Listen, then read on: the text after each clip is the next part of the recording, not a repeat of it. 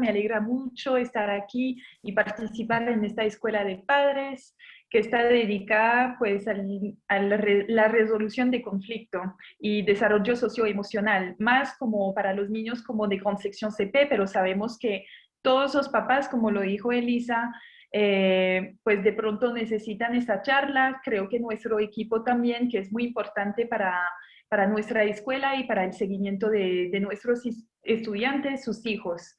Eh, Hoy, como tenemos la participación también de Aulas en Paz, y para darles un poco el contexto, los principales motivos del programa Aulas en Paz es de promover la prevención del conflicto y la convivencia pacífica.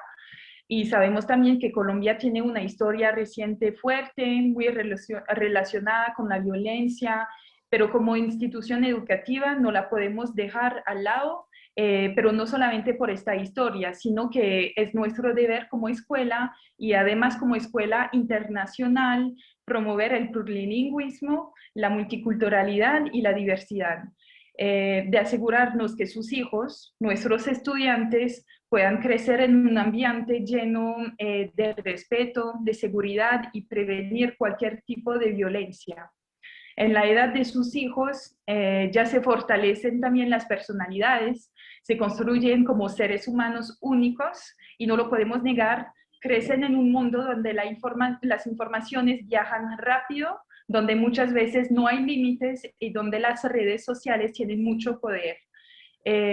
Agradezco la participación de José Fernando Mejía, de nuestras dos psicólogas también, a Elisa también para participar y acompañarnos, más que todo para montar estas escuelas de padres y para poder dar herramientas a padres de familias y que nuestra comunidad educativa pueda crecer con el mismo objetivo, que es educar a nuestros hijos en un ambiente de paz y de confianza. Entonces estoy muy feliz y ansiosa de escuchar como esta charla. Muchas gracias, rectora. Papás, quiero contarles que yo tuve la oportunidad de estar en la conferencia de la semana pasada, que era para otros niveles, y algo de lo que más me gustó de este espacio es que es muy práctico, es un aprendizaje muy práctico para todos los días, en el que podemos salir de muchas dudas que tenemos de cómo manejar algunos temas. Ahorita lo van a ver, a veces los papás reaccionamos de una manera que probablemente no es la más adecuada para ayudarle a nuestros hijos en un momento de conflicto o de un posible bullying. Entonces, creo que estamos hoy con la persona indicada. Les quiero presentar a José Fernando.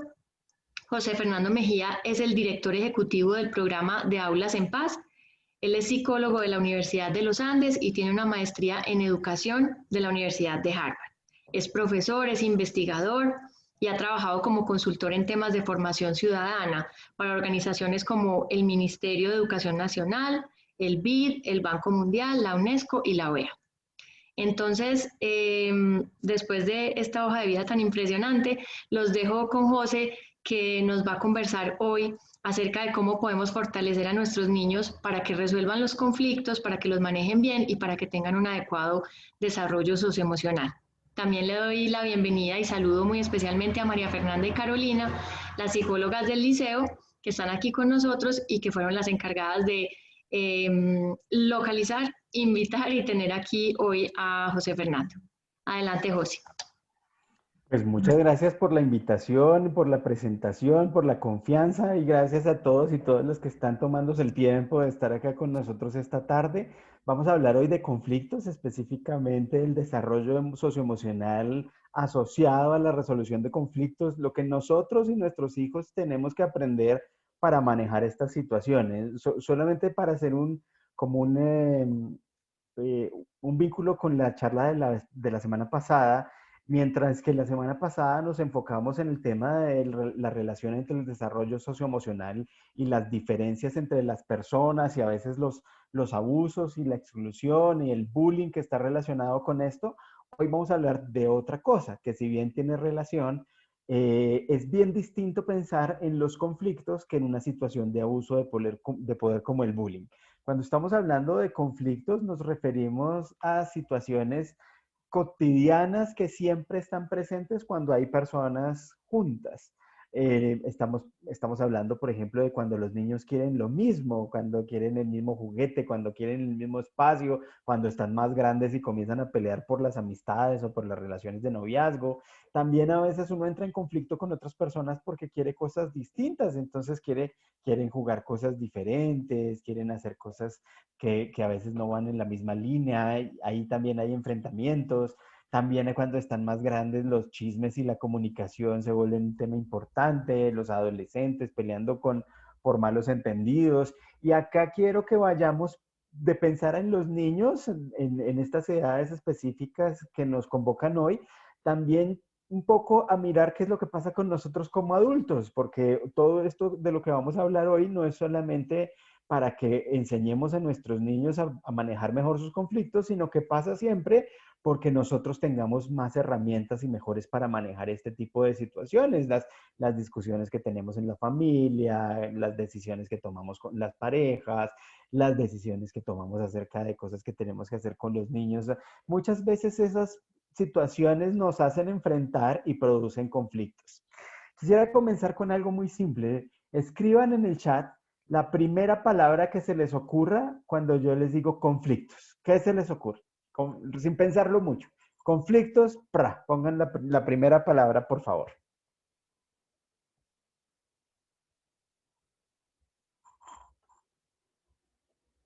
No lo piensen mucho, quiero que salga así sin filtro. Diferencias que no saben manejar bien, sí. Problema, ajá. ¿Qué más? Problema nuevamente, pelea, falta de comunicación, desacuerdo, ajá. Violencia, bien. Autoridad, falta de entendimiento, pelea, se repite, Eminem. Ok, gracias. Creo que esto muestra más o menos lo que tiende a pasar siempre. Otra pelea, injusticia. Bien. Casi siempre uno ve cosas como estas. Perdón que esté en inglés, tengo que pendiente buscar uno en español, pero yo sé que para ustedes esto no es problema. Cuando uno piensa en conflictos, usualmente las palabras que asocia con el concepto son negativas. Violencia, problema, queja, rabia, agresión. Algunos de ustedes pusieron cosas que no son negativas. Por ejemplo, esto que pone Natalia de diferentes intereses no es negativo. Y aquí esto no es simplemente para ver qué es lo que pensamos de los conflictos en sí mismos, sino que es importante ver que la gran mayoría de nosotros piensa en los conflictos como algo negativo de lo que hay que huir.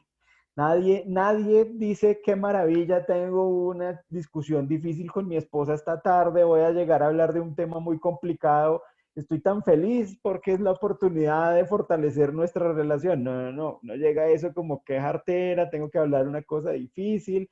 Los conflictos se viven como algo que no es chévere, que no es bonito. No, nadie dice, por ejemplo, hablamos de las personas conflictivas para referirnos a una cualidad de las personas que no es buena. Eso es un juicio negativo sobre la gente cuando decimos que es conflictiva. Sin embargo, si ustedes se ponen a pensar en sus relaciones buenas en la vida, no es que hayan estado carentes de conflicto, es que los conflictos que hemos tenido se han manejado bien. Porque no existe ninguna relación que no tenga conflictos detrás, porque los conflictos no son ni buenos ni malos, los conflictos simplemente están. Siempre que estamos con otra persona, tenemos una forma distinta de ver la vida, tenemos posiciones, intereses, perspectivas distintas, queremos hacer cosas diferentes, estamos siempre enfocados a negociar, a tomar decisiones, a que nuestra visión tiene que estar en realidad con la de los demás. Las buenas relaciones no son relaciones carentes de conflicto, son relaciones que tienen una historia positiva de manejo del conflicto. Si bien los conflictos no son ni buenos ni malos, a lo que sí podemos asignar un valor es a la forma de manejarlos. No porque la agresión y la violencia sean malas en sí mismas, que claro que sí, sino porque usualmente eso trae consecuencias negativas para nosotros mismos y para los demás. No podemos escapar de los conflictos, siempre están allí. Y son oportunidades maravillosas para aprender cosas que necesitamos desarrollar para la vida. Aquí quisiera detenerme un poco porque hay un cambio en términos de la manera como hemos visto esta cosa en los últimos años. por mucho tiempo pensábamos que la agresión se aprendía y entonces que los niños eran agresivos porque veían a los adultos ser agresivos. Y claro, hay algo de esto sin duda, ¿no? El modelamiento de lo que ven en los adultos es importante. Pero lo que parece que pasa no es tanto que los niños aprendan a ser agresivos y violentos porque están en un contexto agresivo y violento, sino que en realidad si ustedes piensan en sus hijos, no como están ahora, imagínense los más pequeñitos, cuando eran bebés, uno ve que los bebés en realidad son agresivos. Claro, no es la agresividad de los adultos porque no hay una intención de daño, pero el bebé no sabe muy bien cómo manejar la fuerza que tiene, cuando tiene rabia o cuando siente algo, se manda y muerde al que esté por ahí cerca, rasguña. Claro, vuelvo y digo, no es que no es la misma agresión de los adultos o de los niños más grandes, pero si ustedes se imaginan un bebé que fuera más grande y tuviera más fuerza, podría hacer mucho daño porque no tiene todavía el desarrollo para poder regular su comportamiento, para hacer cosas que uno va aprendiendo en la vida.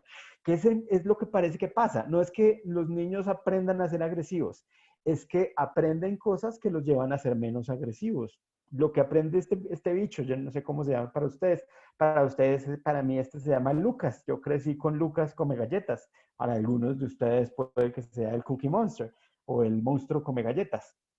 Lucas, igual que todo lo que pasa en Plaza de Sésamo, que es un programa que todavía yo veo cosas de Plaza de Sésamo y me encanta. Lucas en realidad ahora le enseña a los niños a controlarse, a regular su comportamiento, ya no se lanza como un monstruo sobre las galletas, incluso ahora hace cosas que a mí me servirían mucho y es que ya no come solo galletas, sino que come verduras y frutas. Y en últimas, lo que está detrás de esto es toda una idea de desarrollo en donde como adultos podemos estimular que nuestros niños aprendan cosas relacionadas con que no están solos en el mundo, no son como el principito en su planeta, sino que estamos en una red de interrelaciones cada vez más complejas en donde mi acción tiene efectos en las demás personas. Y esto es vital aprenderlo y desarrollarlo desde que están muy pequeñitos y es lo que parece que pasa para que los niños cada vez tengan un mayor desarrollo socioemocional y tengan un mejor manejo de las situaciones conflictivas. En últimas, lo que tenemos que hacer es ayudar a que nuestros niños y niñas aprendan a reconocerse, a pensar en sí mismos, a saber qué es lo que piensan, qué es lo que sienten y qué es lo que hacen para desarrollar todas estas habilidades y estas competencias que los van a equipar con lo que necesitan. Y aquí las emociones cumplen un lugar fundamental. Si hay algo que uno tenga que aprender en la vida para lograr desarrollar habilidades de manejo de conflictos, es hacerse cargo de su mundo emocional, es darse cuenta realmente de lo que está sintiendo y hacer cosas con eso. Esta película maravillosa que seguramente todos y todas han visto, trata un poco de eso y hubo un equipo científico muy grande detrás de esta película asesorando al estudio para mostrar un poco qué es lo que ocurre en los niños, en las niñas e incluso en los adultos que comienzan a pensar en su mundo emocional y se dan cuenta de que estas emociones los llevan a hacer cosas que algunas veces tienen consecuencias positivas, pero otras veces no tanto.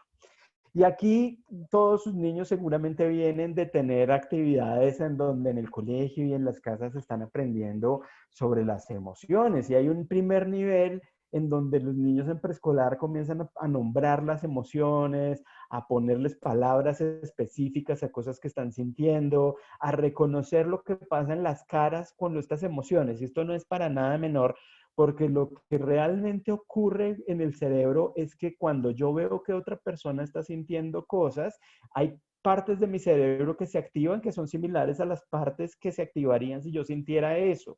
Y ahí comienzan a desarrollarse no solamente habilidades de reconocimiento de emociones, sino de conexión emocional con los demás, de en realidad tener conciencia del mundo interno de cada uno y cada una que se va expandiendo y se va volviendo cada vez más complejo.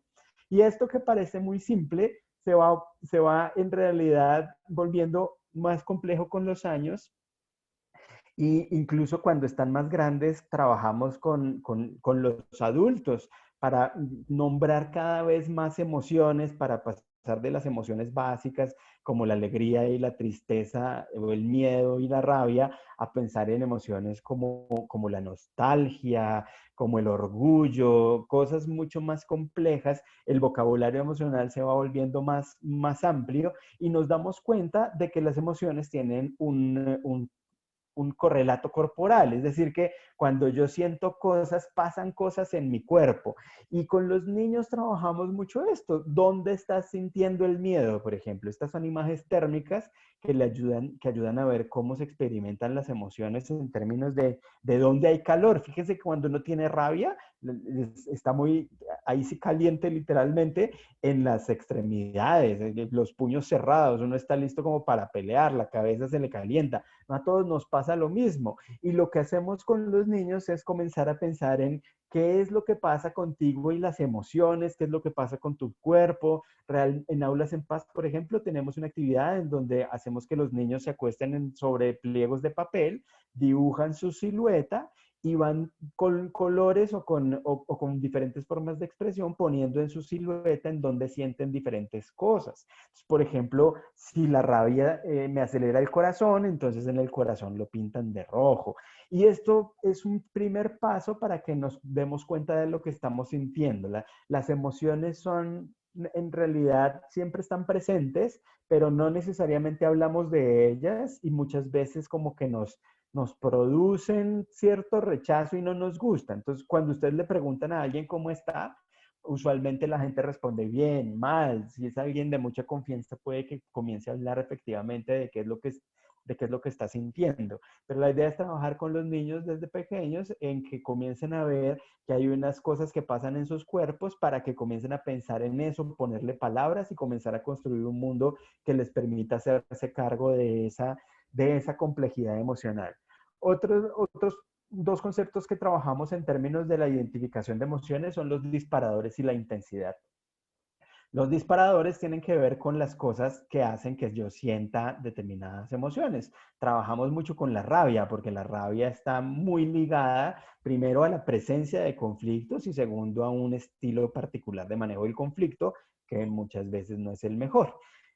Algunas veces cuando tenemos mucha rabia es que terminamos diciendo o haciendo cosas de las que nos arrepentimos y que tienen consecuencias negativas para nosotros mismos o para los demás. Es importante entonces que nos demos cuenta de que nos da rabia. No a todo el mundo le da rabia, no, las mismas cosas. Cada uno sabe qué es lo que le produce rabia. A ustedes, por ejemplo, qué es lo que más rabia les da de lo que hacen sus chinos, los niños, perdón, ¿cómo se dice chinos en paisa? Pelados, ¿se podría ser? Sí, cuando José diga chinos, entiendan niños. Niños, sí, niños. Y digamos, yo no sé si a ustedes les pase, pero a uno le da un rabión terrible cosas que hacen los niños, mucho más que otras rabias que le producen otras personas u otras situaciones en la vida.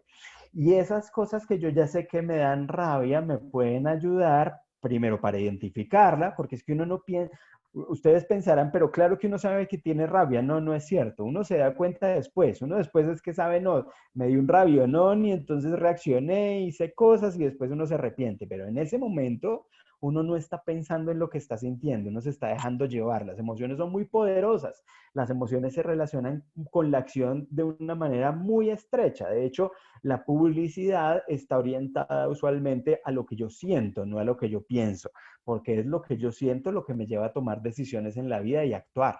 Son muy poderosas, no son buenas ni malas. Las emociones casi siempre muestran que hay cosas importantes en juego. Hay unas que experimentamos que tienen unas expresiones que no son tan positivas. Por ejemplo, a uno usualmente no le gusta sentir una rabia muy intensa. Cuando uno está iracundo, no es que uno esté muy feliz, pero si uno tiene una rabia que llega a la ira, es porque hay algo muy importante en juego. Detrás de la rabia, usualmente hay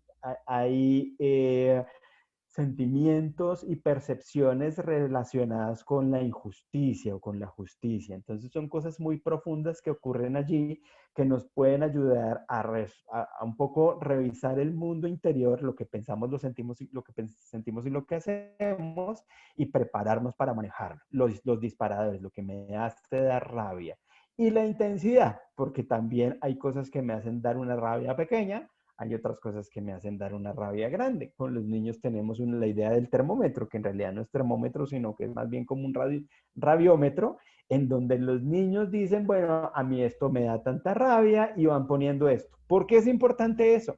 Porque mientras más me conozca yo, mientras más sepa qué va a pasar conmigo en una determinada situación, más fácil va a poder ser que yo pueda regular mi comportamiento y calmarme. Y acuérdense que eso es lo que en términos de desarrollo pasa para que yo pueda realmente tener un desarrollo socioemocional que me permita manejar mejor las situaciones de conflicto. Vayan pensando ustedes en qué les da rabia. A mí me da rabia, por ejemplo, que la gente se cuele en las filas. Eso es de lo que más rabia me da a mí en la vida. Y me da mucha rabia porque para mí una fila es lo más democrático que existe. Es decir, en una fila no importa qué tanto dinero tiene uno, no importa qué tanto estudió, no importa de qué color es mi piel, no importa si uno es bonito, feo, amarillo, verde, no importa de qué partido político, de qué religión, qué orientación sexual. Lo importante en la fila es que todos somos iguales y estamos en la fila de una manera que no discrimina. Cuando alguien se mete en la fila, para mí es lo mismo que decir yo soy más importante que todo el resto. Cuando alguien se acerca a decirme guárdeme el puesto, para mí también quiere decir yo por alguna razón siento que puedo pasar por encima de todo el resto de gente que está ahí esperando. Sé que tengo que trabajar en eso y sé que la rabia no es necesariamente la mejor compañera. He hecho cosas de las que no me enorgullezco. Por ejemplo, en una época hace muchos años, cuando apenas estaba comenzando a trabajar en estas cosas, le grité a alguien que se metió en una fila, ¿usted qué más se roba en la vida, además de puestos, de puestos en la fila? Claro, mal, mi problema. Fíjense que en parte de lo que pasa con la rabia, que a mí me dio rabia ahí, es que uno hace estas cosas sin darse mucha cuenta y además se justifica, se echa cuentos. Porque entonces yo podría decir, vea lo que me hizo hacer ese tipo y echarle la culpa a él de lo que yo le dije. Mentira, lo que yo le dije es mi responsabilidad, es mi problema.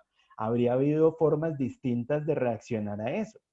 Ahora lo que tiendo a hacer es simplemente decirle, señor, la fila va allá y punto. Más fácil, más sencillo, me desgasto menos yo, no entro en confrontación, porque algo que pasa con los conflictos y con la agresión es que cuando yo uso la agresión para manejar los conflictos, eso tiende a escalar. Entonces, si yo le digo al otro, ¿usted cuántos puestos se roba en la fila? Lo más seguro es que ese me responda, ¿usted qué le importa? No sea sapo. Y dependiendo de cada uno y la rabia que tenga, esa vaina puede llegar a límites muy complejos. La idea es el primer paso para casi todo en la vida, en el desarrollo socioemocional, en el manejo de conflictos, es darnos cuenta de qué estamos sintiendo. Especialmente la rabia, pero hay otras emociones, el miedo, por ejemplo. Cuando yo tengo mucho miedo y ese miedo me paraliza y me lleva a no decir lo que tengo que decir, a no asumir las conversaciones que tengo que asumir, eso también es negativo. La tristeza cuando es demasiado, demasiado intensa, me puede llevar a situaciones que no son buenas. Fíjense que la idea aquí no es eliminar las emociones. Esto no es volvernos robots que no sienten. Es tratar de bajarle la temperatura a la cosa. Es tratar de regular la intensidad de la emoción para que yo pueda tomar decisiones que me convienen más a mí y a los demás. Y esto comienza por nosotros, es decir, que los niños lo primero que aprenden es cómo yo manejo mis emociones y qué es lo que ven todos los días. Y después puedo acompañar a mis niños para que puedan regular sus emociones y hacerse cargo de ese mundo emocional difícil y complejo, que si nos cuesta a nosotros, pues más a ellos que están apenas desarrollando estas habilidades. En Aulas en Paz hemos desarrollado un montón de estrategias para manejar las emociones. La más taquillera es Tuga la tortuga, que es esta tortuguita. Y cuando Tuga tiene rabia, entonces nosotros tenemos historias con los niños con Tuga, ellos colorean a Tuga. Lo importante no es que la coloreen, lo importante es que se den cuenta de que Tuga cuando tiene rabia lo que hace es meterse en su caparazón. Y los niños hacen una caparazón con sus brazos así. Y cuando hacen así, cuando están dentro, fíjense que esto es establecer una distancia con el mundo. Cuando yo tomo esta distancia, comienzo a calmarme. ¿Cómo me calmo? Todos tenemos diferentes maneras de hacerlo. A mucha gente le sirve respirar profundo, respiraciones largas, contenidas de 4 segundos, inspiraciones, expiraciones, respiración abdominal, donde se hincha la barriga y no el pecho.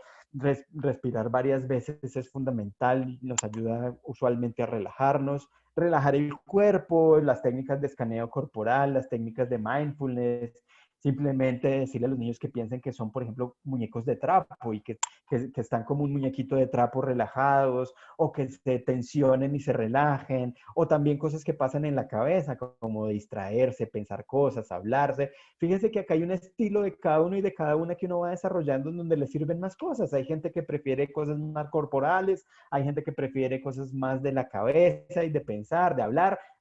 A veces pasa como, pucha, me va a dar rabia, tengo que calmarme. Bueno, pilas, pilas, porque aquí esta vaina me va a sacar la piedra. Entonces uno comienza a calmarse.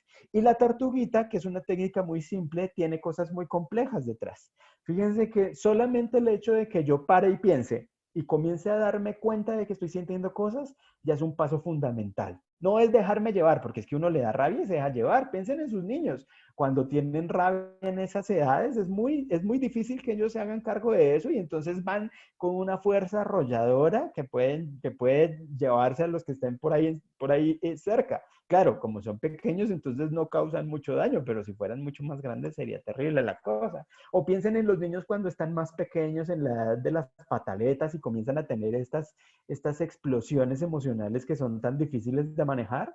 Lo que necesitan esos niños es justamente un acompañamiento que esté allí ayudándoles a reconocer lo que están sintiendo y a tener cada vez más herramientas para manejar eso. Hay otras técnicas como la del chocolate caliente, que es en realidad respirar, pero como trabajamos con niños pequeños, lo ideal es que para los niños pequeños tengamos referentes concretos. Por eso es que Tuga sirve, porque para ellos es una tortuguita. Si tuviéramos un muñeco que ellos pudieran tocar, pues mejor aún. El chocolate es que se imaginen que tienen un chocolate caliente y lo están soplando. Entonces, eso obliga a respirar y a soplar. O que están inflando un globo, o que están oliendo un perfume delicioso, o que están soplando un diente de león. Todo esto ayuda a que los niños tengan referentes concretos de qué pueden hacer. Es muy importante esto, no solo para los niños, para nosotros también. De hecho, gran parte del éxito de lo que hacemos es justamente ese que decían al comienzo, y es que si esto no se vuelve una acción concreta sobre algo que uno puede hacer después, no estamos logrando mucho porque el discurso acá puede ser muy bonito, pero en realidad lo que queremos es cambios en las acciones. Queremos cambiar las maneras como hacemos cosas cuando estamos aquí, tanto los adultos como los niños y el acompañamiento que hacemos para que desarrollen esto. Como siempre comienza la cosa por nosotros, piensen ustedes, por favor, antes que en la rabia o en las emociones de sus niños, en la de ustedes. El ser papá y mamá es muy retador. Hay unas emociones acá muy intensas que uno no siente en otros momentos de la vida. Entonces, estén muy pendientes de eso porque la manera como ustedes manejan esas emociones va a marcar la manera como sus hijos van a aprender que eso es lo que pasa. Ustedes le pueden decir a su hijo 1000 veces que tiene que calmarse y que no se deje llevar por la rabia, pero si lo que ven es que cuando a ustedes se les salta la piedra, gritan, amenazan, pegan a las cosas, rompen, hacen todo esto que todos hemos hecho alguna vez, pues sus hijos van a aprender que eso es legítimo, que eso es lo que hay que hacer, que eso es lo que hacen la gente que más quieren en la vida y seguramente van a reproducir estos patrones. Por eso gran parte de lo que tenemos que hacer es romper patrones, es dejarnos de tener estas ideas justificatorias. Pilas con cuando uno dice, vea lo que me hizo hacer. A uno nadie lo hace hacer nada. Uno tiene que hacerse cargo de las decisiones que toman en la vida. No es que sus hijos les hicieran, nadie le hace a uno o lo obliga a uno a gritarle a otro o a amenazarlo o a pegarle, no. Uno tomó esa decisión y todos tenemos la capacidad de tomar buenas y malas decisiones. Lo importante es darnos cuenta, no echarnos cuento y poder de alguna manera hacer cosas que nos convengan más a nosotros mismos y a los demás. Otro punto importante acá es la anticipación. Con los niños, por ejemplo, hay situaciones tensionantes que usualmente tienden a repetirse. Las situaciones de la comida, las situaciones del horario de acostarlos, del momento de lavarse los dientes, de todas las rutinas diarias pueden ser momentos de tensión, porque algunas veces allí se dan fricciones que pueden convertirse en conflictos. No son las mismas para cada una de las familias. Piensen ustedes cuáles son las propias. Por ejemplo, cuando sale uno de afán y los chinos comienzan a hacer cosas que de alguna forma lo retrasan a uno. Ahí las tensiones usualmente tienden a repetirse y entonces esta puede ser una oportunidad maravillosa porque en lugar de abordar la vaina cuando está caliente, yo puedo es más bien planear y anticipar. Entonces, si yo ya sé que el momento de la comida es tensionante, en lugar de simplemente hacerle el quite, lo que necesito es pensarlo antes, cuando estoy calmado, cuando no tengo la emoción.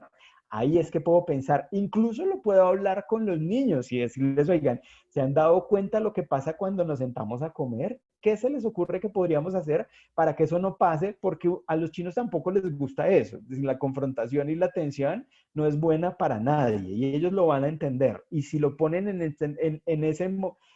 ese esquema de solucionemos un problema que tenemos, pensemos cómo lo podemos hacer, los involucran a ellos en las decisiones, ahí están además fomentando la autonomía, que eso es parte de lo que va a hablar Lina en la otra charla, están desarrollando las habilidades socioemocionales. Fundamental, no se dejen llevar, no se dejen llevar por la rabia, no se dejen llevar por lo que están sintiendo. Si ustedes se dan cuenta de que están sintiendo una emoción muy intensa, paren, aléjense, tómense un tiempo, acuérdense de Tuga la tortuga. Incluso lo pueden hacer, muchos de nuestros profesores hacen Tuga cuando los estudiantes les sacan la piedra y ya están con rabia, hacen Tuga y es buenísimo porque entonces los niños dicen, ay, la profesora tiene rabia y comienzan a regularse porque los niños son empáticos por naturaleza. Y ahí hay una cosa muy bonita y no es que porque seamos adultos ya tenemos esto listo, sino que estamos juntos aprendiendo. Y para los niños esta es una idea bonita también, el hecho de ver que sus papás, que sus figuras significativas, que sus profesoras están también aprendiendo con ellos, es súper poderoso para ellos. Y hay una cosa que está en los conflictos detrás y es que la mayoría de veces los conflictos son choques de posiciones y las posiciones usualmente son irreconciliables. La cosa es que detrás de esas posiciones hay intereses y los intereses son realmente compartidos y a veces uno se desvía de lo que realmente le interesa para hacer cosas. Hay trampitas acá, trampitas relacionadas muchas veces con lo que uno siente. Entonces, a veces en las situaciones de conflicto uno quiere como salirse con la suya y tener razón. Piensen en la última discusión que hayan tenido ustedes con su esposa o con su esposo y cómo eso a veces se vuelve en realidad una cosa tensionante porque uno quiere o convencer al otro de que está equivocado o simplemente que me den la razón. Y en últimas lo que uno quiere no es eso. Uno quiere tener una buena relación, uno quiere estar bien, uno quiere estar tiene otros intereses que son realmente más importantes. Pero como uno se engancha allí, como uno se engancha en esta cosa que es más de competir, en esta forma de negociar que no es solucionar problemas colaborando, sino es compitiendo para ganar, eso a veces lo lleva a uno a tomar unos caminos en los conflictos que no nos sirven. Y uno cree que sí, pero no. Fíjense, por ejemplo, que las discusiones que uno tiene con la gente en la calle, con el policía de tráfico, con la persona de la tienda, uno muchas veces se engancha en la rabia, se engancha en las discusiones de poder, cuando en realidad lo que uno quiere es irse rápido y volverse a su casa y estar bien. Y cuando uno se conecta con lo que realmente le interesa, logra manejar lo que está sintiendo, de golpe va a poder tener una mejor forma de manejar la situación y de ayudar a los niños. Cuando ustedes ven a sus niños que están sintiendo cosas así que no pueden manejar, modelen en ellos cosas, no solamente en las situaciones que ven en ustedes, sino que uno puede incluso, hay una técnica buenísima que es que se bajan ustedes a su misma altura, de manera que los ojos estén en el mismo nivel. Hablarle a los niños desde la altura de uno casi nunca es tan efectivo, entonces ustedes se arrodillan, se acurrucan, se sientan de manera que estén a la misma altura y lo cogen, hacen contacto corporal, que puede ser simplemente tocarle un hombro y respiran profundamente. No le dicen nada, ustedes solamente están muy calmados o calmadas, hacen contacto con los ojos del niño o la niña con contacto físico con una mano en el hombro y respiran. Y los niños usualmente responden muy bien a eso y respiran también. Muchas veces yo logro más en lugar de decirle al niño lo que tiene que hacer, haciéndolo, modelándolo, que él me vea a mí hacerlo. Y cuando ustedes lo hacen, le están dando la oportunidad maravillosa al niño de practicar las habilidades que necesita para regularse. No es solamente decirle cálmate, realmente decirle cálmate no sirve a nadie, ni a los niños ni a los adultos, porque tiene una cosa negativa, y es que cuando yo le digo a alguien cálmate, hay como un subtexto, un mensaje que no es el que yo quiero dar, pero que está detrás, y es eso que estás sintiendo me está incomodando, por favor no te sientas así más. O incluso peor, eso que estás sintiendo no es válido. Es como, imagínense que llega un amigo suyo o una amiga y les dice, no, tuve un problema con mi marido y me dejó y nos separamos. Y que uno le diga, uy, menos mal porque esa vieja no le convenía, era terrible. Ahí la cosa se vuelve, lo que necesitan las personas es validar esas emociones, es que haya alguien que le dice, oye, ¿sabes qué? Entiendo lo que estás sintiendo, eso que estás sintiendo yo también lo he sentido, es difícil, vamos a ver cómo hacemos. En lugar de decir, eso que estás sintiendo no tiene sentido, no es legítimo, menos mal lo dejó esa vieja porque no le convenía. No, hay que validar las emociones. Y con los niños podemos hacerlo. Entonces, imagínense al niño en la peor pataleta, aunque los de ustedes ya debieron pasar por esa etapa hace ya unos años. Pero bueno, muchos están, bueno, algunos seguimos con pataletas grandes también. Pero cuando su niño tiene una pataleta, es realidad, no es tan cierto que quieran manipular. Hay algunos que sí, cuando están grandes, obviamente. Pero lo que casi siempre está detrás de las pataletas es un mundo emocional desbordado que no se puede manejar. Y lo que necesita el niño es justamente validar esa emoción, hacerse cargo y poder regularse. Y un paso es validarlas. Yo también y esto es, por ejemplo, decirle al niño, a mí tampoco me gusta que las cosas no salgan como yo quiero. A mí también me gustaría que siempre las cosas salieran como yo quiero, pero no siempre es así. Y ya, no le den muchas explicaciones, pero muéstrenle que así es la vida, que uno siente esas cosas, que es válido sentirse triste porque no me dieron lo que yo quería, pero no corran a darle lo que quieren, no corran a rescatarlo, ¿no? Porque tiene la pataleta, no le den lo que está pidiendo, no. Es fundamental que sus hijos aprendan a frustrarse. Si hay algo importante en la vida es aprender que las cosas no siempre salen como yo quiero.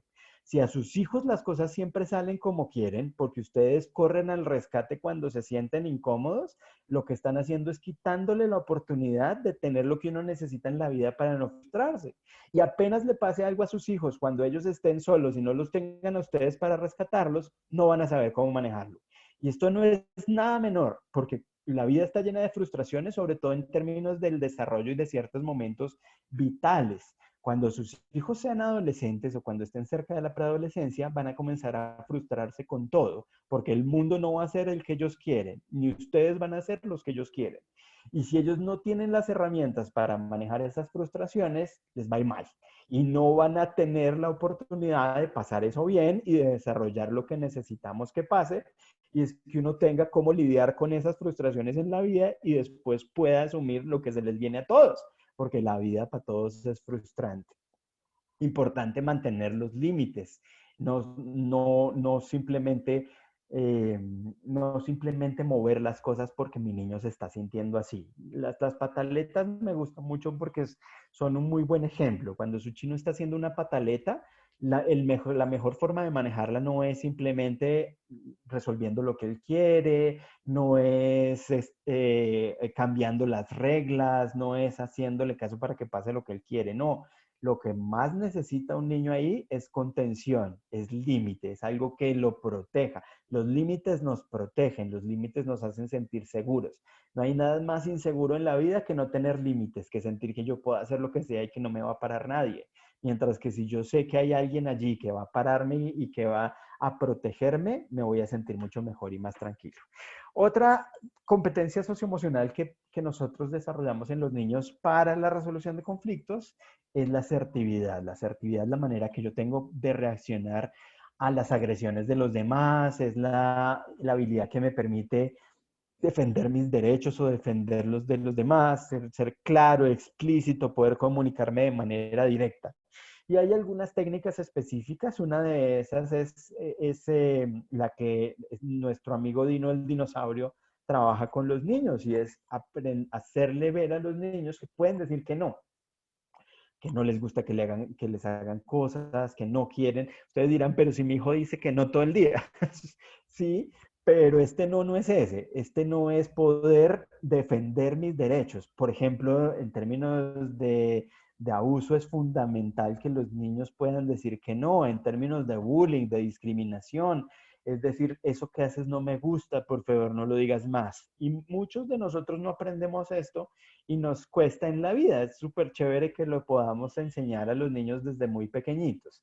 Y esto implica también el desarrollo de otras habilidades relacionadas con la asertividad, que en últimas lo que pretende es hacernos entender de manera que el otro de verdad sepa cómo estoy viendo yo la cosa y pueda de alguna manera ponerse en mis zapatos. Es ayudar a que el otro me entienda expresándome de una manera clara, sin agredir, firme y amable. Fíjense que muchas veces la agresión en realidad es un intento de comunicar que a mí me está dando rabia, que no me molestó. Cuando uno le echa un madrazo a otro, no es la mejor manera.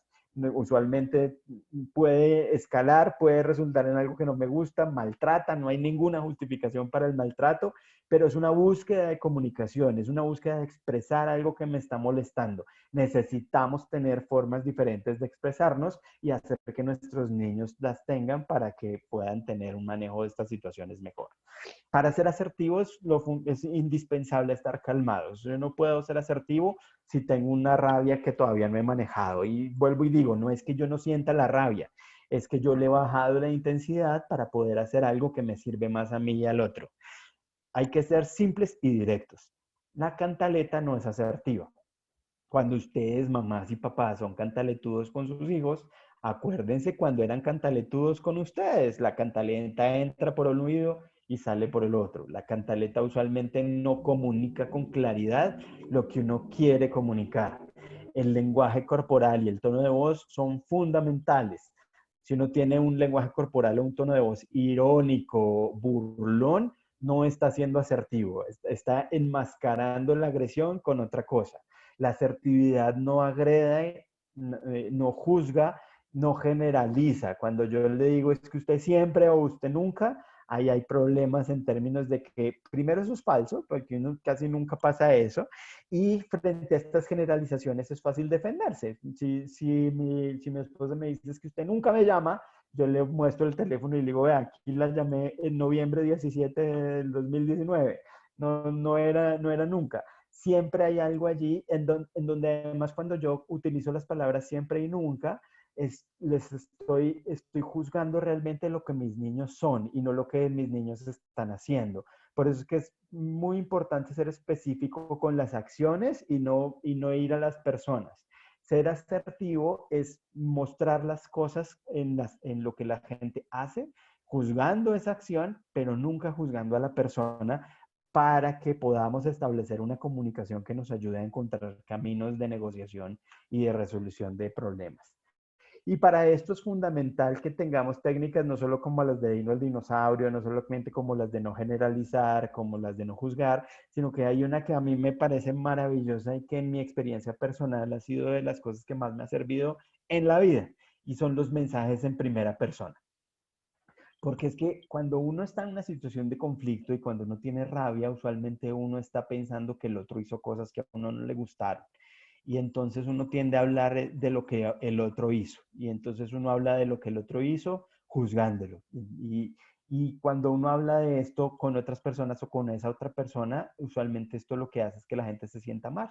Entonces, por ejemplo, si yo voy a poner un ejemplo con niños más grandes, si a mí me interesa, bueno, hasta de pronto esto puede pasar con sus edades, pero si a mí, yo lo que quiero es que mis niños recojan las cosas, los juguetes, por ejemplo, que dejen los juguetes tirados por todo lado, y que yo quiero que mis niños desarrollen todo lo que está detrás de coger los juguetes y guardarlos. Cuando yo llego y me da rabia eso, porque pasa muchas veces, usualmente yo salgo con cosas como estas de la diapositiva anterior por el otro lado. Entonces yo generalizo, yo le digo, pero Federico Sebastián, siempre que llego están todas las cosas tiradas en el piso. Nunca recoges los juguetes y los dejas ahí. Cuando yo uso esas palabras, mi niño lo que está entendiendo es que, no es lo que está entendiendo, es que en realidad lo que estoy diciendo es que hay cosas que son de lo que él es. También se lo decimos, es que usted es un desordenado, así nunca va a hacer nada en la vida. Y eso no le ayuda a él a entender lo que está detrás del problema. Mientras que si yo, en lugar de hablar de él, hablo de mí y le ayudo a entender a mi hijo qué es lo que yo estoy sintiendo, o a mi esposa, o a mi jefe, o a mi empleado, porque esto sirve con cualquiera. Si yo lo que le ayudo es a la otra persona a entender cómo veo yo la situación, voy a tener una mayor disposición al diálogo. Y la otra persona puede que diga, ah, es que está pasando esto. Fíjense que la estructura del mensaje en primera persona es yo siento, siempre empezando por la emoción, cómo me siento yo, cuándo, y aquí yo describo específicamente, lo más específicamente la situación, por qué, y después puedo incluso pedirle algo. Entonces, fíjense la diferencia. Lo primero, yo entro al cuarto, veo los juguetes tirados y le digo, pero ¿cómo así? Siempre los juguetes están tirados, nunca los recoges, bla, bla, bla, bla, la cantaleta y la vaina que a nadie le gusta que lo cantaleteen, a sus hijos tampoco. Mientras que cuando uno llega y le dice, oye, la verdad yo me siento muy triste cuando veo los juguetes tirados, cuando veo los juguetes por el piso, porque te lo he pedido varias veces y no lo has hecho. Me gustaría que la próxima vez que llegue acá estén tus juguetes guardados.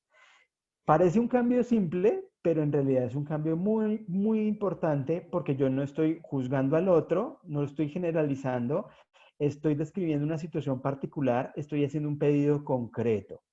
Úsenlo, por favor, no solamente con sus niños, úsenlo cada vez que ustedes sientan algo negativo frente a una situación, úsenlo con esa otra persona para expresar lo que ustedes están sintiendo. Sobre todo que esto tiene un impacto gigantesco porque cuando los niños ven que los papás sienten cosas, o sea, cuando mi papá me dice, es que a mí me da mucha tristeza esto, los niños reaccionan bien, como reaccionamos todos, porque yo me preocupo por lo que la otra persona está sintiendo. Ya no me está atacando y me está diciendo que yo soy un desordenado, me está diciendo que se está sintiendo triste. Y hay algunas cosas que se activan casi que inmediatamente en donde yo muy naturalmente quiero de alguna manera aliviar esta tristeza y voy a estar mucho más dispuesto a cambiar. ¿Qué hacer? Digamos, no sé si ustedes tengan varios niños en la casa, pero seguramente si hay conflictos entre hermanos o los conflictos con los niños, con sus compañeros de clase, ahora que ya están volviendo a retomar estas cosas. ¿Qué hacer cuando sus hijos tienen conflictos? Y aquí hay cosas muy, muy concretas. Por ejemplo, esto lo sacamos de unas profes de preescolar que ponen esto en sus paredes para que los niños tengan diferentes maneras de abordar las situaciones de conflicto cuando les suceden. Vean que aquí detrás de esto está la idea de que no simplemente el adulto tiene que resolver las situaciones de conflicto, sino que lo que más podemos hacer y lo que es mejor para los niños es que les demos herramientas para que ellos mismos y ellas lo manejen, para que tengan opciones concretas de acción frente a las situaciones de conflicto. Estas pueden ser algunas, fíjense. Entonces, cuando tengas un problema con un amigo o con una amiga, puedes contar hasta 10 y tranquilizarte, puedes tratar de hablar de lo que está pasando, puedes simplemente no hacerle caso y hacer otra cosa, puedes hacer cambiar de actividad y simplemente con ese cambio de golpe puedes solucionarlo o puedes decirle a un adulto, a tu profesora, a tu papá. Cuando uno le dice al niño que haga estas cosas, lo está empoderando porque él ya puede saber qué hacer. Y estas son apenas 5. Hay otras que esto puede irse complejizando, inclusive uno lo puede usar. Fíjense en conflictos que uno tenga. Aquí están los mensajes en primera persona, en una versión muy simplificada para niños, pero di lo que estás sintiendo en una situación de conflicto. Los turnos, el compartir, el intercambiar, estas cosas ocurren desde muy pequeñitos. Comenzamos a desarrollar nuestras habilidades de manejo de conflictos cuando tenemos estos intercambios con nuestros amigos, cuando nos turnamos, cuando sabemos que tenemos que negociar, que no estoy solo yo, que tengo que en realidad comenzar a estar con los demás. El compartir también está ahí. A veces podemos pedirle al otro que haga cosas, decirle que pare y que no haga eso que me molesta, ignorar, esperar, alejarse, buscar ayuda. A eso sí, si su problema es con su esposa o con su esposo, el jugar con alguien nuevo usualmente no es lo mejor y puede tener consecuencias negativas, entonces esa no la usen si el problema es con su pareja, pero si en realidad están sus niños, chistes aparte, con problemas con alguien y necesitan algo, hacer algo distinto, el simplemente orientar su atención a otro niño y pensar en que pueden jugar con otra persona puede ser positivo. Y aquí comenzamos, vuelvo y digo, no me canso de repetirlo, a darles herramientas concretas a los niños de qué hacer. Fíjense que aquí hay un cambio de chip, porque es que el problema de los adultos con los conflictos es que la gran mayoría de nosotros creció en entornos en donde los conflictos eran malos y entonces cuando uno estaba en el colegio, los profesores llegaban y si había una pelea, un conflicto o una tensión entre alguien, los profesores usualmente preguntaban la misma vaina y es ¿quién empezó? Y cuando un profesor pregunta quién empezó, hay todo un paradigma de resolución de conflictos detrás de eso, porque cuando uno busca quién empezó, en realidad lo que está buscando es un culpable. Y cuando está buscando un culpable, está buscando un culpable para castigarlo. Y si uno está buscando un culpable para castigarlo, quiere decir que eso estuvo mal y que los conflictos son negativos. Y los niños aprenden, primero, que los conflictos son negativos. Segundo, que los conflictos se solucionan con poder, ese mismo poder que utiliza el profesor cuando pregunta quién empezó para castigar. Tercero, que lo que tenemos que hacer es que no nos pillen y entonces cuando tengamos conflictos lo mejor es que los adultos no se den cuenta un montón de cosas que no son lo que necesitamos que aprendan. Necesitamos que aprendan a negociar, a tener herramientas para hacerse cargo de su mundo emocional, hacerse cargo de la comunicación con los demás, hacerse cargo de las situaciones en donde pueden encontrar soluciones de beneficio mutuo. Y esto implica todo un cambio paradigmático en nosotros como adultos, en donde en lugar de simplemente tratar de rescatar a mis hijos, de que ellos no sean los culpables en la situación de conflictos, de defenderlos, en pasar a saber que las situaciones sociales son complejas y que usualmente lo que tenemos es una oportunidad de aprender, a veces no es tan fácil. Otra de las habilidades fundamentales para manejar los conflictos es la generación de opciones, que es en realidad una habilidad socioemocional que tiene que ver con la creatividad, con darnos cuenta de que si pasamos de aquí a acá, y nos damos cuenta de que los conflictos no tienen que ver solamente con imponerme o conceder, que es lo que usualmente uno cree, sino que necesitamos es tener múltiples maneras de resolver un problema, pues entonces ahí vamos a comenzar a tener formas distintas de abordar la cosa. Hacemos lluvias de ideas, pero aquí, por ejemplo, pueden, si les interesa el tema, busquen de pensamiento lateral con Eduardo de Bono o de técnicas de creatividad. La lluvia de ideas, perdón, es una de ellas. La lluvia de ideas real, que no es una lluvia de ideas, esa es una mala traducción, es una tormenta de ideas. La lluvia de ideas tiene que ser amplia, gigante, casi que sin control. La lluvia de ideas no evalúa las ideas. Uno no quiere tener buenas ideas, uno quiere tener muchas ideas. Por ejemplo, tenemos una actividad que hacemos con los niños, pero también con los adultos, y entonces cogemos niños y los dividimos en grupos, digamos, de 4 personas, y les damos 3 dulces, un dulce menos por número de integrantes del grupo, y les decimos, divídanse estos dulces, pero sin partirlos, es decir, que nadie puede quedarse con una fracción de dulce. Y entonces lo que tiene a pasar es que alguien se queda sin dulce, eso no necesariamente está mal, porque puede haber alguien, con los adultos, por ejemplo, siempre está la persona que o no puede comer dulce o que está a dieta y está cuidándose y dice, no, yo no como dulces, entonces los deja y los pone allí. Lo interesante es que después hacemos otra ronda y les decimos, bueno, ahora ustedes van a pensar en 50 opciones. Yo les he puesto hasta 50, siempre me dicen, ¿cómo así 50? Y lo logran, 50 opciones para resolver este problema. Y no estamos acostumbrados a esto, porque uno casi siempre está evaluando las ideas. La idea es parar esa evaluación para tener múltiples, muchas, la mayoría. Entonces aquí pueden estar ideas malas o absurdas. Por ejemplo, empujar al otro y salir corriendo con los dulces. O traer un extraterrestre que produzca dulces cuando llora, pegarle para que llore y nos dé dulces. O detener el tiempo, o quemar el colegio. Todo funciona. Lo importante es tener muchas ideas. ¿Por qué es importante esto? Porque esto nos saca de esa dicotomía en donde la decisión es solamente A o B, sino que se vuelve todo un abecedario. Y después de esto pasan cosas maravillosas como que, por ejemplo, me ha tocado ver que hay niños que dicen, ya sé, podemos coger estos 3 dulces y los vendemos y con la plata nos compramos algo para los 4.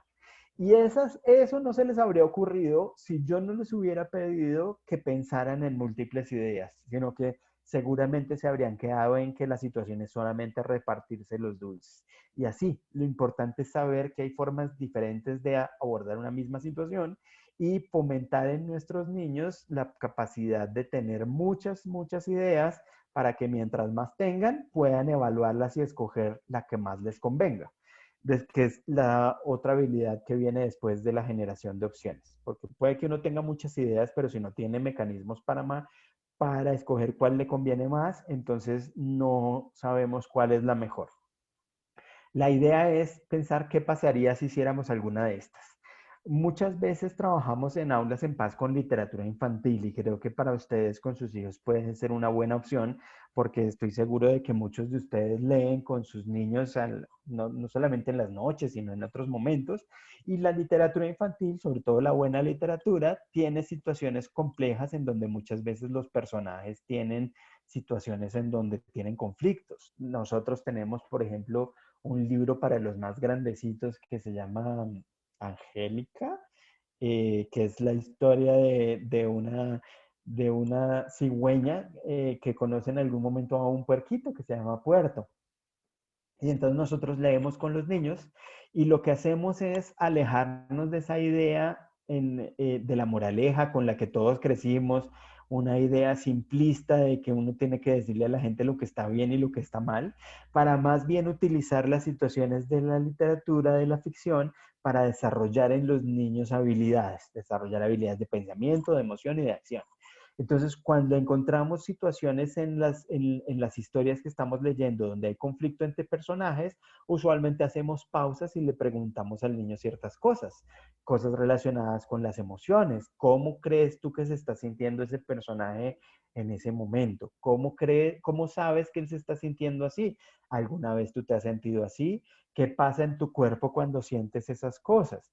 Y así vamos de alguna manera ejercitando estas diferentes habilidades que puede comenzar simplemente con pensar, pero también tenemos dramatizaciones, a veces hacemos obras de teatro, a veces hacemos que los niños le escriban cartas a los personajes. Mientras más los pongamos a hacer cosas relacionadas con las habilidades que queremos que desarrollen, mucho mejor.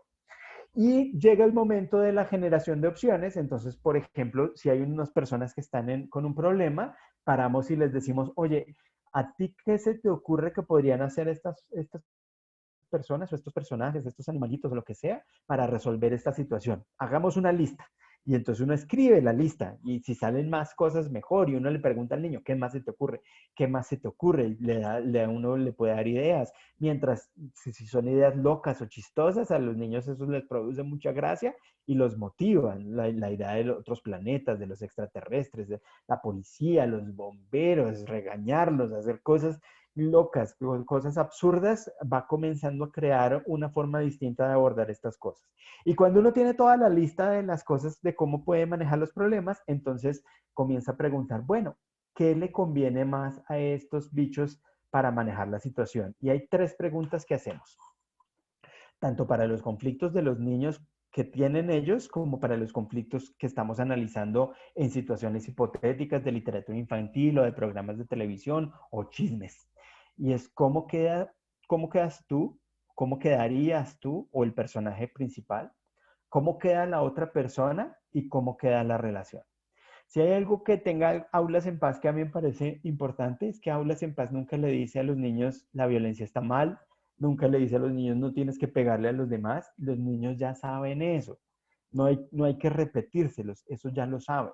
El problema es que cuando alguien le hace algo malo, de golpe no tienen las herramientas para manejar lo que están sintiendo o no saben cómo pueden abordar esas situaciones. Entonces, en lugar de eso, lo que hacemos es, por ejemplo, considerar las respuestas agresivas. Si hay dos niños con un problema y hay una opción que dice, yo lo empujo, le quito los dulces y salgo corriendo, esa es una opción válida a ser considerada. De hecho, es súper importante que los niños piensen en esa opción como posible para que puedan analizar si eso es lo que más les conviene con estas preguntas. Entonces, fíjense que las opciones agresivas usualmente, cuando uno se pregunta cómo queda uno dice, bueno, pues yo quedo bien porque cogí la vaina, me salí con la mía, estoy tranquilo. Pero cómo queda la otra persona no queda bien. Si yo le grité, si yo lo maltraté, si yo lo empujé, si yo le pegué, esa otra persona no va a quedar bien. ¿Y cómo queda la relación? La relación obviamente también puede verse vulnerada. Y a todos nos interesa tener buenas relaciones con todo el mundo. Estas preguntas aplican incluso para los conflictos que yo tengo con desconocidos. Siempre hay necesidades humanas muy profundas de quedar bien con los demás, que tienen que ver con las relaciones, incluso cuando no existen. Si yo tengo un agarrón en una tienda con alguien en donde yo nunca he entrado y solo llego ahí por primera vez, de todas formas, a mí me interesaría que la relación quedara bien y que pueda proyectarse al futuro, inclusive si no existe. Y entonces con los niños, cuando están las opciones, les pedimos que ellos mismos escojan. No soy yo el que le digo qué es lo mejor. Es el niño o la niña el que escoge con base en estas tres preguntas. ¿Cómo quedas tú? ¿Cómo queda la otra persona? ¿Y cómo queda la relación?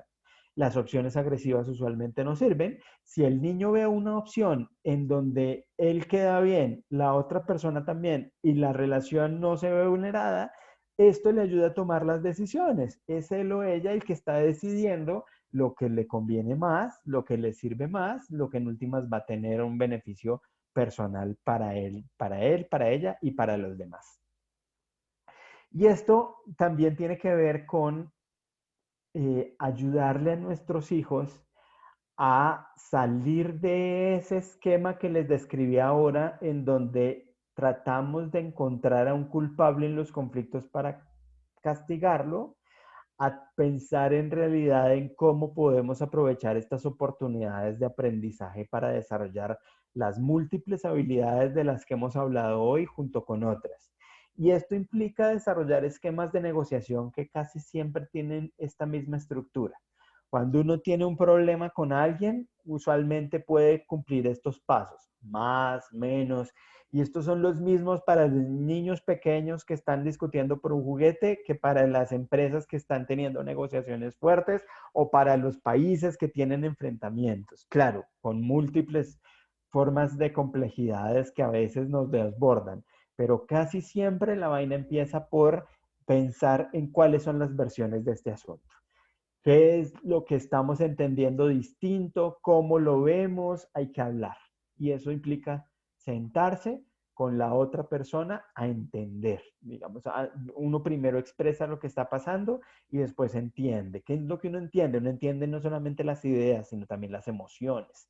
La gran mayoría de las veces los conflictos se originan en emociones mal manejadas o empeoran por emociones mal manejadas. Si no entendemos las emociones que están detrás de ellos, entonces nos vamos a quedar cortos en la solución. Fíjense que esto muchas veces puede ser una conversación muy rápida con sus niños. Si su niño está peleando con otro por una cosa que quería tener, entonces usted simplemente se sienta con él y le dice, ¿qué pasó? Cuéntame qué pasó. Y entonces le dice, bla, bla, bla, es que me quitó el juguete, me lo arrebató. Todos tendemos a echarle la culpa a los otros desde muy chiquitos. Entonces, ustedes pueden ahí comenzar a entender las emociones, a validarlas, a reflejarlas y a decirle, te dio rabia cuando él cogió el juguete. Tú quieres tener ese juguete. Ahí él va a decir, sí, eso es lo que está pasando. Y se puede pasar a una siguiente fase de alternativas. ¿Qué podríamos hacer para que esta situación se mejore? ¿Cómo podemos solucionar esto? Y la idea es que surjan de sus niños la mayoría de las veces. Ellos van a saber y desde chiquitos saben que una de las opciones para manejar ese tipo de situaciones es compartir, es tener los turnos, ahí ustedes pueden ayudarles. La idea es que ellos comiencen a tener estas alternativas y poder generar acuerdos. Y esto dependiendo de qué tan grandes son, dependiendo de cómo es la situación, de qué tanta historia hay allí, puede ser más o menos profundo. Y esto los puede acompañar a lo largo de su vida, no solamente ahora que están chiquitos, sino cuando estén comenzando a tener problemas de niños más grandes o inclusive de adolescentes. Esta misma estructura les va a servir para que ustedes puedan hablar con sus hijos y ayudarles a que ellos entiendan lo que les pasa, para que ustedes puedan de alguna manera abordar las situaciones conflictivas con sus hijos y para que ellos tengan una herramienta para manejar las situaciones de conflicto que tengan con otras personas, con sus amigos o con sus compañeros. La idea es que uno se vuelva cada vez un mejor negociador, que uno tenga cada vez más herramientas para poder expresarse de manera asertiva. Esto implica manejar lo que estoy sintiendo, hacer uso de las técnicas de asertividad, implica escuchar, no hablamos de la escucha activa, pero es fundamental, implica, por ejemplo, tener una actitud de escucha, sentarse con el otro, mirarlo a los ojos, a sentir, repetir lo que me está diciendo, parafrasear. El parafraseo es una de esas cosas que cuando yo comencé a leer y a aprender sobre esto, me parecía como pendejón, como bobo, como que yo decía, pero es que repetir uno lo que el otro le dice es como tan básico y es tan poderoso. Cuando la gente llega a expresarles cosas, cuando están con una emoción muy fuerte, cuando alguien llega, cuando alguien está usando un tono muy alto, cuando incluso está gritando, es porque tiene algo que decir.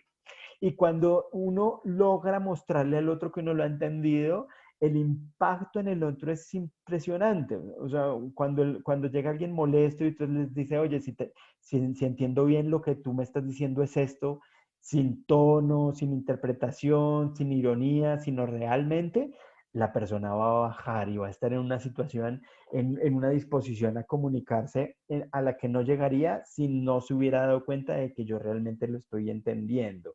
El parafraseo, las técnicas de comunicación son fundamentales. El resumen, el tener una actitud genuina. Nada de esto se puede fingir. Estas técnicas no se pueden usar si yo en realidad no tengo la intención o de calmarme o de escuchar al otro. Puede que yo respire 1000 veces, pero si yo no tengo realmente la intención de calmarme, yo me quiero dejar llevar por esta rabia que estoy sintiendo para hacer algo que entre comillas me parece justo, no hay mucho que hacer. Y luego viene toda la parte de entender las emociones, las ideas, las técnicas de creatividad y la construcción de acuerdos. Y incluso puede haber momentos posteriores de seguimiento a los acuerdos. En los colegios, por ejemplo, se firman actas de compromiso que tienen seguimiento posterior. En los colegios puede haber incluso programas para que esto ocurra con la mediación de otros, que es también un punto importante. Y es que ustedes con sus hijos, la gran mayoría de las veces van a ser figuras de mediación. A veces ustedes son una parte en conflicto con sus hijos, pero muchas veces van a ser ustedes mediadores, o bien porque sus hijos tienen conflictos con otras personas, con sus hermanos, o con sus primos, con sus familiares, o con otros niños. Y allí el rol del mediador es muy importante porque le ayuda a las personas, no solo a los niños, sino también a los adultos, a desarrollar estas habilidades que necesitan con un tercero neutral que está de alguna forma construyendo un escenario en donde este tipo de habilidades se ponen en ejercicio y se desarrollan para que puedan llegar a un buen acuerdo. Entonces, mientras que en la situación donde uno se sienta con el otro a seguir este proceso, uno está solo, la idea es que cuando hay un mediador, el mediador crea unas bases para que esto ocurra. Entonces, lo que hace el mediador es seguir estos mismos pasos poniendo unas reglas. Por ejemplo, la regla va a ser que no nos vamos a interrumpir, va a hablar primero uno o después otro. Y el mediador lo que hace es ayudar a que las partes se entiendan, no explicando, usualmente preguntando. Entonces, por ejemplo, parafraseando, lo que me quieres decir tú es esto, reflejando, tú estás sintiendo mucha rabia, se nota que esto te ha molestado bastante, usando los mensajes para que las personas entiendan, preguntando sobre las alternativas para solucionar el problema, refrendando los acuerdos de manera que las partes los construyan, pero el mediador los ayude en este proceso para llegar a esto. Y para finalizar, les quiero dejar unas herramientas. La primera es el portal de Pasa tu Idea. Ah, y aquí me faltó la página nuestra de Aulas en Paz. ¿Ya? Es aulasenpaz.org. Tenemos allí una sección de recursos. En esos recursos ustedes van a encontrar algunos de los personajes de los que hablé hoy. Van a ver a Tuga la tortuga, Dino el dinosaurio. Hay otros personajes como Coro el loro, como Ada la gata calmada, para que ustedes puedan usarlos con sus niños, inventen así historias con los personajes. Hay formas de uso que están también en la página, están las ilustraciones, la descripción de las técnicas, algunos mapas de navegación relacionados con la regulación emocional. Les recomiendo mucho que las usen, son gratis, no necesitan ni inscribirse ni poner ningún dato, están allí para que ustedes las tengan. Ahí tenemos algunas animaciones también de niños que tienen conflictos y que pueden servir para que ustedes puedan tener conversaciones con sus hijos interesantes a partir de esto. Está la plataforma Pasa tu Idea, que hemos desarrollado con otros 7 socios en una alianza que se llama Educapaz, y en donde está además el Ministerio de Educación Nacional. En Pasa tu Idea tenemos un portal en donde hay una parte de interacción social. Entonces hay muchos profesores, pero también hay familias. Y no estoy ahora seguro de que haya nodos de padres, pero ustedes podrían abrir uno si les interesara. Y hay otra parte que es de caja de herramientas, en donde ustedes pueden buscar herramientas concretas de actividades para hacer con sus niños. Muchas de ellas están en contexto escolar, pero hay muchas también para la familia. De hecho, parte de los currículos de Aulas en Paz está montado allí. Entonces están las actividades específicas para trabajar con estos personajes y con los juegos de rol que tenemos para solucionar los conflictos. Está un material que hicimos para la Secretaría de Educación Distrital, que en realidad fue una readaptación del currículo de desarrollo socioemocional que hicimos para el Perú con el Banco Mundial, y trajimos parte de lo que está para la primaria desde primero, que algunos de sus niños están en primerito, y muchas de esas, lo que llamamos primero, y muchas de esas actividades pueden servir para niños más pequeños. Ahí hay actividades concretas de trabajar con sus niños en términos de manejo de emociones, identificación de lo que están sintiendo, comunicación asertiva y manejo de conflictos. Muchas de esas se pueden hacer en casa, pueden ustedes adaptarlas si ahora que muchas veces estábamos con el reto de acompañar el aprendizaje en casa, algunas de estas actividades yo creo que pueden ser un buen apoyo para lo que sucede con los niños. Y para los más grandes, no sé si ustedes tengan de golpe niños más grandes o de una vez quieran irse preparando para lo que viene en el futuro, están las sesiones pues el resto de la primaria y del bachillerato, que en realidad el programa se llamó Paso a Paso.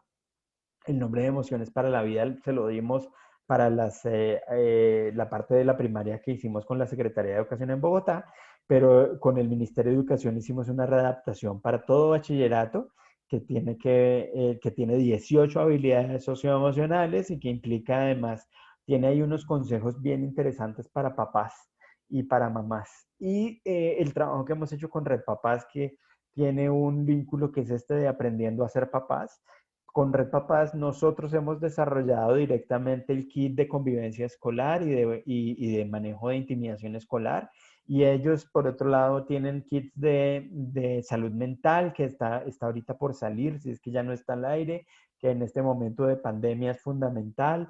Tiene uno de prevención de suicidio, tiene de alimentación saludable. Mucho aquí hay un montón de cosas que siento que no tienen la difusión que deberían, porque son herramientas muy útiles y muy concretas que se pueden usar en casa alrededor de diferentes temas.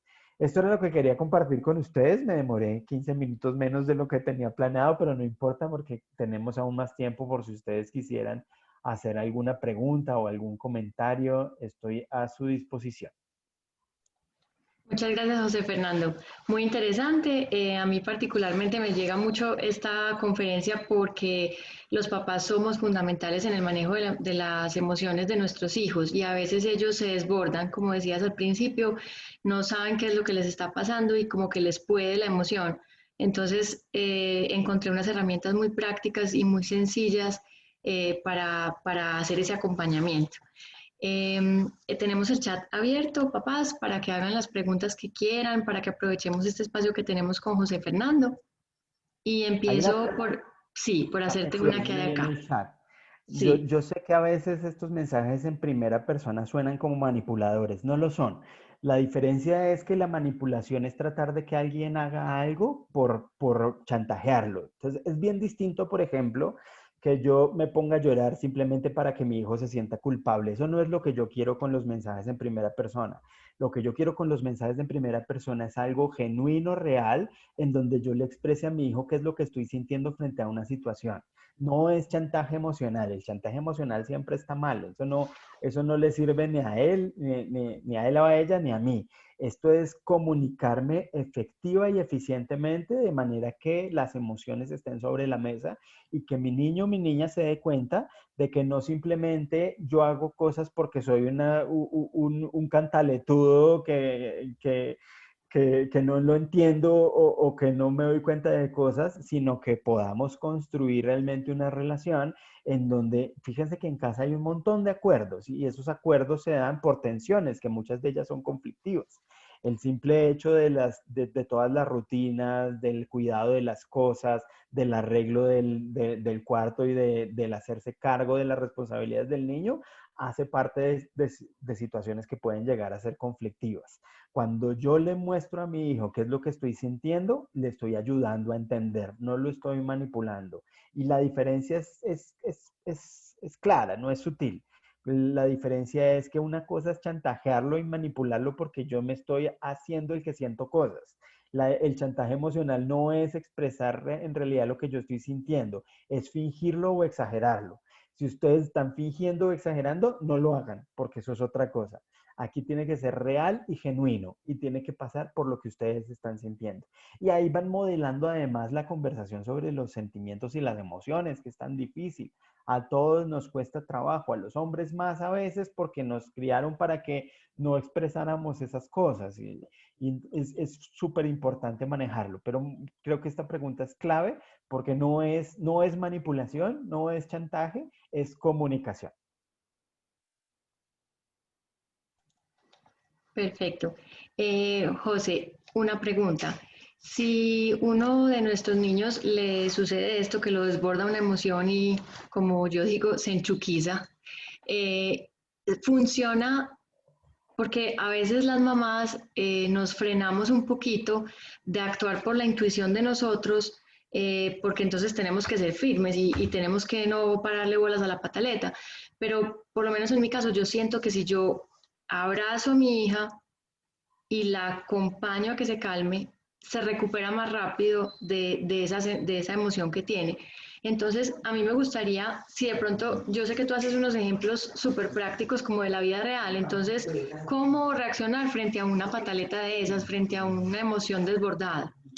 Lo primero es que esa emoción desbordada me hace sentir cosas a mí. Entonces, lo primero es que yo tengo que hacerme cargo de lo que yo estoy sintiendo. Usualmente, uno siente cosas parecidas a las del niño. Entonces, si el chino está frustrado, tirado en el piso, uno también siente una frustración parecida de no poder hacer nada para que ese chino se calme. Y si yo no hago cargo de lo que yo estoy sintiendo, me hago parte del problema y no voy a hacer algo que nos funcione. Cuando yo me logre hacer cargo, cuando yo esté tranquilo, cuando yo, por ejemplo, me libre de la vergüenza, cuando las pataletas ocurren en sitios públicos, uno se avergüenza mucho, ¿no? Porque además tiene muchos ojos ahí mirando con esa cara de juicio que casi siempre hay sobre los papás y diciendo, uy, esta señora no es capaz de manejar a ese niño. Me tengo que salir de eso, porque si no voy a hacer cosas no por el niño, sino por mí. Cuando yo hago las cosas para que yo me sienta bien, no es tan chévere. Tengo que saber que él o ella me necesitan. Y el hecho de que me necesite no quiere decir que yo lo tengo que rescatar, todo lo contrario. Lo que tú dijiste me parece perfecto, lo que pasa es que eso no siempre funciona. Entonces puede que uno se lance a abrazar al chino y esté realmente tan desregulado y tan mal que incluso me puede golpear y puede salir la cosa mal. Ahí tenemos que ser muy creativos, saber que aquí no hay fórmulas mágicas que funcionen siempre y tener diferentes maneras de manejarlo. El abrazo me parece súper. Hay una que aprendí de la disciplina positiva que me parece maravillosa y es que en lugar de lanzarme yo a abrazarlo, lo que hago es decirle, oye, ¿sabes qué? Necesito un abrazo. ¿Me abrazas, por favor? Y ahí el chino casi siempre queda descolocado y dice, pucha, ¿cómo así? O sea, mi mamá necesita que la abrace y usualmente reaccionan muy bien. Cuando esto se vuelve la misma forma de hacerlo, pues claramente no funciona. Entonces, esta usualmente de primerazo descoloca el chino, ya después no. Eh, Hacerse el loco no está mal, siempre y cuando el niño no esté en peligro. Alejarse tampoco, siempre y cuando yo también esté pendiente de que no vaya a pasar nada. Dense la oportunidad ustedes de hacer cosas también que los hagan estar bien para los niños. Es decir, si yo siento que a mí me saca la piedra que mi hijo haga pataletas, yo necesito primero estar bien y calmado para poder manejar la cosa. Si yo no estoy bien, no voy a poder hacer nada con ellos. Si yo me estoy dejando llevar también por la emoción, estoy haciendo exactamente lo que mi hijo. Entonces, si yo llego allá a gritarle y amenazarlo, en realidad me estoy dejando llevar por la rabia que me da. Si yo le pego, también me estoy dejando llevar por lo que estoy sintiendo. Justamente lo que no quiero que pase, que es este círculo que les decía que tenemos que romper patrones, ¿no? Es muy raro porque la gran mayoría de nosotros repite estos patrones sin darse mucha cuenta. Es lo que pasa con los profesores en las aulas. Cuando nosotros llegamos a trabajar con los profesores, uno de los primeros retos que tiene uno como profesor cuando está con los niños es que le pongan atención. Y entonces cuando están 30 chinos o 15 chinos en sus colegios, en sus colegios no deben ser tantos, pero los colegios donde estamos pueden ser 40 incluso. Imagínense 40 niños, además en contextos donde los salones son pequeñitos, donde hay calor, donde llegan del recreo y el profesor tiene que hacerlos ponerle atención. Y entonces aquí pasa algo que me parece que es súper interesante y es muy bonito porque muestra cómo uno produce estos patrones sin darse cuenta. Y es que cuando uno quiere que le pongan atención, usualmente uno comienza a hablar cada vez más duro. Y entonces uno comienza a tratar de que la voz esté por encima de los otros y depende de qué tanto le saque uno la piedra al grupo, uno puede terminar gritando. Y entonces uno puede gritar a los niños para que hagan silencio. Si se dan cuenta en la paradoja, entonces uno quiere que los niños hagan silencio gritándolos. Y en realidad lo que están aprendiendo es justo lo contrario. Es que el que tiene poder grita, el que tiene poder se impone, que gritar sirve para controlar el comportamiento de los demás. Y entonces cuando los niños quieran que le pongan atención, cuando quieran que le hagan caso, ¿qué va a hacer? Pues gritar, porque eso es lo que le enseñamos con lo que estamos haciendo. Y entonces lo que hicimos, que no es nuestro, en realidad es de otros programas, es que lo que hacemos es que los profesores pactan una señal de silencio. Y entonces le dicen a los niños, niños, vean, cuando yo llegue, para que todos estemos callados y nos podamos escuchar, que es muy importante construir sentido. No es que ellos se callen porque yo digo, es porque estar en silencio es importante para escucharnos, para oírnos, para poder comunicarnos. Cuando yo llegue, y como yo sé que ustedes están ahí hablando entre ustedes felices, lo que yo voy a hacer es que yo llego y yo levanto la mano así, y los que me vean viendo con la mano levantada, lo que van a hacer es que por favor se hacen silencio y levantan la mano también, de manera que cuando todos estemos callados y con la mano levantada, comenzamos la clase. Y esto que es súper simple, es como tú a la tortuga y como Dino, son técnicas que parecen muy simples, son muy profundas, porque rompen el patrón, empoderan a los niños, hacen que ya no es el adulto el que controla a los demás con su poder, sino que es el grupo el que se autorregula. Los niños hacen parte de la decisión, le dan sentido, y cuando cambia esto, cambian un montón de cosas y le enseña a los niños lo que queremos que aprendan, no lo contrario. Y con los conflictos pasa algo parecido. Por ejemplo, la mayoría de los papás le han pegado a sus hijos o los han gritado alguna vez. Eso no, yo sí creo que está muy mal, pero no es algo que debamos satanizar. Lo que necesitamos es verlo críticamente, porque la mayoría de los papás defienden todavía la palmada o el grito, la amenaza, no tanto porque crean de verdad que está bien, sino porque no tienen otras formas de actuar. Y entonces la gran mayoría de las veces con la pataleta, la gente lo que piensa es a ese niño lo que le hace es una falta, es una buena, y ya no me acuerdo en Medellín qué es lo que dicen, pero no es palmada. Palmada decimos más los rolos.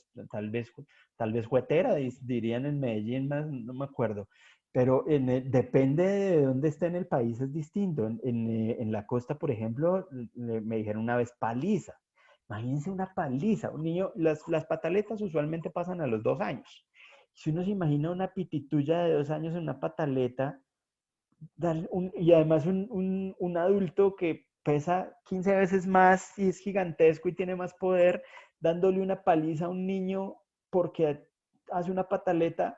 Diga, yo sé que, bueno, no, de pronto todos ustedes que se están tomando el tiempo de estar en esta charla me van a entender, pero la mayoría de las personas todavía no ve esto como lo que es una situación profundamente indignante. O sea, pasa algo parecido a lo que en eso sí hemos ganado menos mal, y es que si alguien le dice a uno que un esposo le pegó a su esposa, la mayoría de nosotros se va a indignar, con razón, menos mal. Entonces, si una amiga de ustedes les cuenta que su esposo le dio una cachetada, seguramente ustedes se van a indignar y lo van a denunciar, y deberían pasar muchas cosas allí porque eso es un acto injustificable. Así como pegarle a una mujer es injustificable, incluso más debería ser pegarle a un niño, porque el niño está en una situación de vulnerabilidad aún mayor. El, eh, el niño es más pequeño y está aprendiendo. Sin embargo, no pasa eso. Es bien raro eso. Fíjense que cuando uno piensa en una palmada a un niño, la mayoría de la gente no se indigna. Muchos incluso lo pueden justificar y decir es que lo estamos educando, es que lo estamos encarrilando.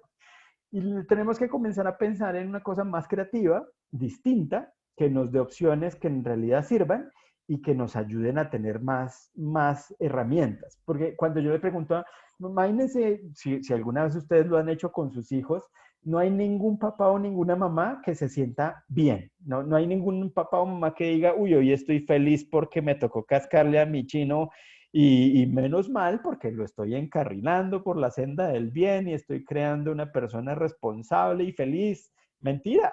El papá se siente mal y ya eso es suficiente, debería ser suficiente argumento para mostrarnos que no es la mejor opción y que debería haber otras formas de acción distinta.